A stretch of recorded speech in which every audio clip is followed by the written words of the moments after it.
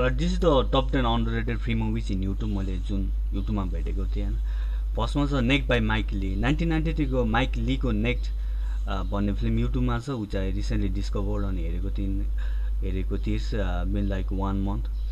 यसमा David Thewlis actor हुनुहुन्छ जुन मेन रोलमा हुनुहुन्छ and his the same actor who play recently Charlie कोफम्यानको एउटा फिल्ममा थियो नि त्यो I am thinking of ending थिङ्सको मेन रोलमा खेल्नु भएको थियो। So you know how big here the main cast is he plays a main character who is supremely intellect and a kind of conspiracy theorist, you know, like every time conspiracy ko matri kura garne and something like that. You'll have difficult to understanding every long dialogue coming out from his mouth because it's so dense and intellectually sophisticated. अनि scene चाहिँ first scene चाहिँ कसरी start हुँदा भन्दाखेरि is raping a woman in a dark state, someone so smart like him raping a woman, then he escapes, steals a car and flees to his ex-lover home. त्यो छ कुरो होइन। अनि let's not go into the plot के भइरहेछ भनेर। So what I enjoyed here is that this character is so unique and interesting and you will never get bored of him listening what he has to say because he has so much to say about almost everything, about writing, about evolution, about you know lifestyle, about everything. I forgot honestly. It's something like a street philosopher who has no passion to stay in a single place for long. You have to walk, कुनै दिन एक ठाउँमा बस्छ साथीकोमा अथवा नयाँ स्ट्रेन्जरको घरमा गएर बसिदिन्छ अनि भोलिपल्ट त्यहाँबाट निक्लेर अर्को ठाउँमा गइदिन्छ। It's like that and everyone who spend some time with him looks fairly annoyed because his self centrism narcissistic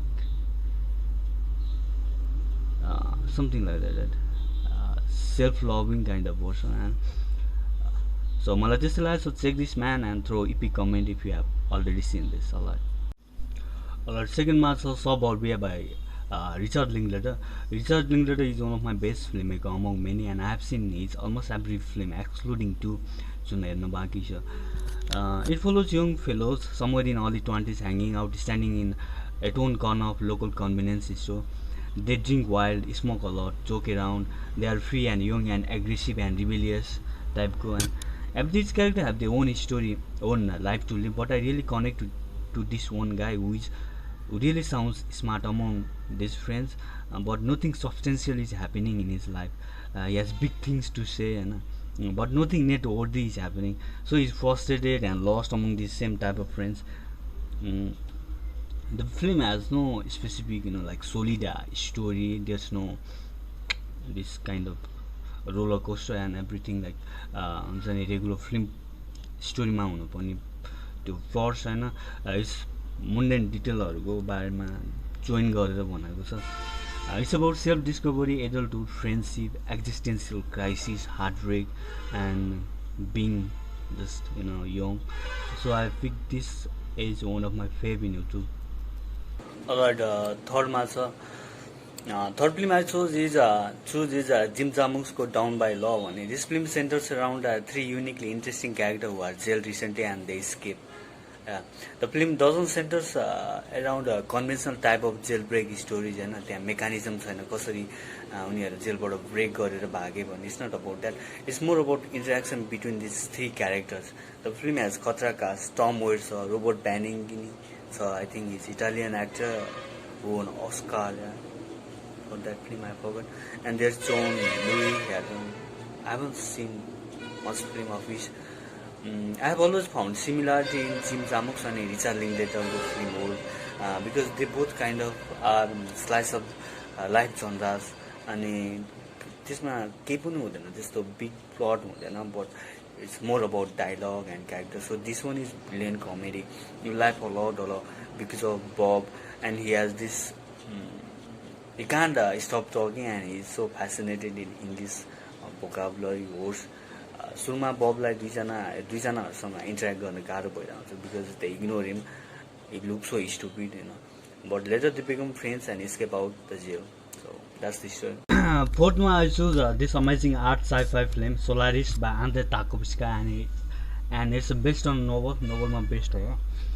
Andrei Tarkovsky भनेको बिग नेम हो हैन फिल्म वर्ल्डमा। His films are philosophical, slow and frame to frame like meditation about life, loneliness and what it means to be human and all. So thing is, we should mold ourselves to watch this film, this kind of art film, because we might get bored out of death.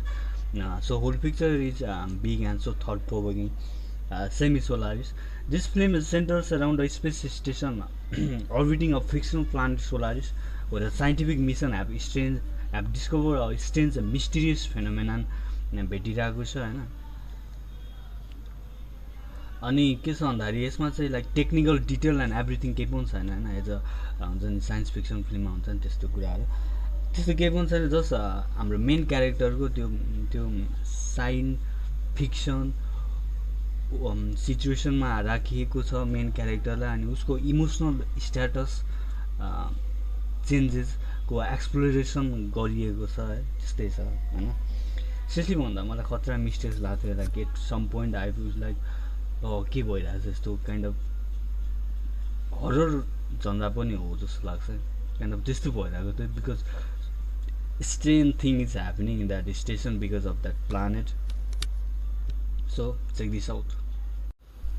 अर्को फिफ्थमा छ, fifth film I choose After Life by हिरो जाकु Koreeda. And यो सब लिस्टमा I love this film a lot. This film is epic and so unique. कोरिडाको अरू 2-3टा फिल्म हेरेको छु. Is very interesting film. कस्तो भन्दाखेरि फिल्ममा नन रियल सिचुएसनहरू हुन्छ होइन, मान्छे तर त्यो भित्र मान्छेहरूको अर्डिनरी स्टोरिजहरू हुन्छ क्या, त्यो देखाइरहेको हुन्छ. यो फिल्म पनि त्यस्तै छ. यसमा चाहिँ एउटा ठुलो होल बिल्डिङ छ, अनि यो बिल्डिङ चाहिँ गेटवे जस्तो छ क्या लाइफ र डेथको. के हुन्छ भन्दाखेरि रिसेन्टली मरेको के हुन्छ भन्दाखेरि जेनरली मरेको मान्छेहरू आउँछन् अनि every Monday they are interviewed and ask for their happy memory of their life time and they choose among those moments. जुन मोमेन्ट्सहरू युज गरेर यो इन्टरभ्यू लिने क्लाइन्ट्सहरू भनौँ न वर्करहरूले फिल्म डिजाइन गर्छन्, अनि त्यो डिजाइन गरेको फिल्ममा यो मान्छेहरूको सोलहरू त्यहाँ गएर बस्छ अनि रिलिभ गर्छ for eternity, so that they can have happy moment for eternity. अति भोवल भेरी युनिक फिल्म. अनि I love this interview scenes, especially these interview scenes. There are lots of young people and old people, and they choose their happy incident of their life. They recall happy incidents and they choose among those, so it's really big. I love this a lot. Alright, 6 नम्बरमा छ in the bathtub of the world by काबे जहेदी भन्ने film छ होइन. It's like a vlog actually, and it was released in 2001. Kabe Jahedi, almost all films which I saw are documentary type. He captured his own life at a particular time, and this film covers a year of his life. And you say every day 1 minute shoot गरेर अनि year पछि down to 90 मिनटमा compress गरिएको थियो. For me, it's really interesting because I come to see of life of an interesting, unconventional way of movie making filmmaker who captures mundanity of our everyday life and presents them into film. So there's that. There's so much funny moments in this film, and I think I love this one solely because there's Kabe Jahedi, who has also featured in Richard Linklater, this amazing animated film Working Life, and there he was talking about cinema. So watch this too. अर्को छ 7 नम्बरमा SLC Pong भन्ने. It's a के अरे Pong comedy film of 1998. It follows a Pong named Steve-O and his friend Nick named Heroine, who is Bob. He is afraid of needles. They go party after party and fight with subculture named Rednecks. I love this because there's these two free-spirited, easygoing, vulnerable young Pong characters. It's always fun to watch such kind of characters in movies, and it's a brilliant comedy. So check this out. अर्को छ Frank भन्ने film 2014 मा release भएको. It follows the life of young aspiring lyricist musician John, and he is always mumbling words to rhyme, getting inspired by local events around him to write songs. And he joins a interesting experimental type of band जसलाई Soren Props भनिन्छ. There he meets Frank. Frank चाहिँ कस्तो unusual character छ हैन. He is always wearing that big headed mask, यत्रो mask हुन्छ. So we can see his face until end is so unusual, so interesting. And so Frank inspires Zone, and Zone really gets motivated. I love this movie especially because the silent guy John, who aspires to be a songwriter, he's very enthusiastic and he's young. So I can like we young people can really connect with this guy. And there's this unusual Max wearing Frank, who is very interesting. You love this guy. So check this out. It's good. अर्को 9 नम्बरमा छ 527. It's a romantic friends film हो होइन. अनि यसमा चाहिँ के छ भन्दाखेरि 24 इयर्स ओल्डको एउटा राइटर गाई छ who has an start an affair with a 33 year ओल्डको म्यारिड फ्रेन्च वुमेन है त्यस्तो छ. अनि what's interesting is that the women husband allows her to have extra affair with this guy between 5 to 7. या the extra affair is constricted within 5 to 7.